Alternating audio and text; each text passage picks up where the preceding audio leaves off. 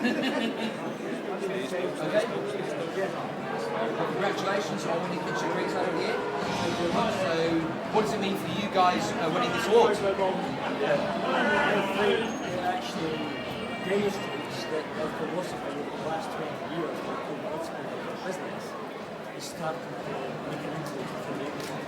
So I'm delighted to hold this award on behalf of my whole board of Texas International, and I'm thankful for their support.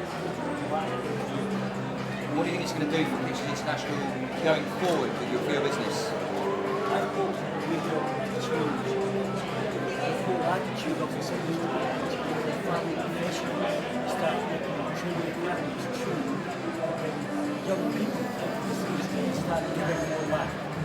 That's what we're doing.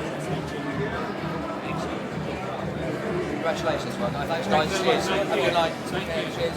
Guys, stay there.